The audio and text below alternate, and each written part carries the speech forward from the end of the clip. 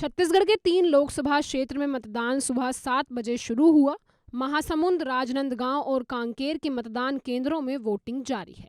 वहीं इस दौरान गृह मंत्री और उप मुख्यमंत्री विजय शर्मा ने अपने मतदान का प्रयोग करते हुए कवर्धा से वोट डाला।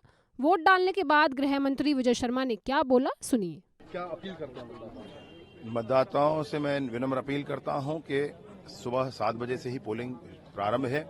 वोट जरूर करें। दुनिया की सबसे अच्छी व्यवस्था लोकतंत्र है और लोकतंत्र की मजबूती के लिए आपको वोट जरूर करना चाहिए। जिस दिन 100% मतदान होगा उस दिन की प्रतीक्षा करनी चाहिए। क्या लगता है आपको, जनता किन मुद्दों को लेकर राजनांदगांव लोकसभा में वोट डालेंगे? राजनांदगांव लोकसभा क्षेत्र में चूंकि भूपेश बघेल हैं और इसलिए ये बहुत बड़ा विषय है। भूपेश बघेल जी के साथ तो बहुत सारे विषय जुड़े हैं। उनके शासनकाल में कैसे पूरे छत्तीसगढ़ में परिदृश्य बदल गया था, कैसे स्थितियां बदल गई थी, यह भी जुड़ा हुआ है।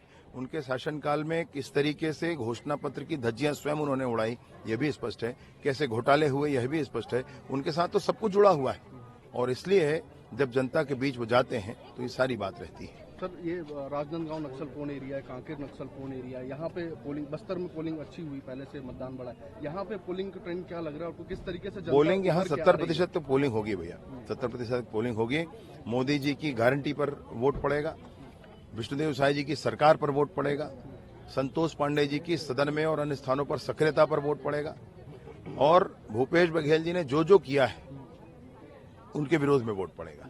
नक्सल क्षेत्र में सर, नक्सल क्षेत्र में तो उन्होंने ब्लंडर किया है भैया। मैं आपसे कहना चाहता हूं कि जब विभाग ने कहा 50 नक्सली मारे गए तो नक्सलियों ने भी 8 अप्रैल को अपना प्रेस नोट जारी करके कहा कि 50 नक्सली उसमें हमारे साथी शहीद हो गए आदि।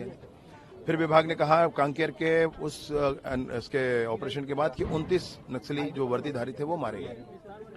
तो उस बीच में भूपेश बघेल जी ने कहा फर्जी एनकाउंटर है, जबकि नक्सली खुद फिर प्रेस नोट जारी करके कह रहे हैं कि 29 मारे गए।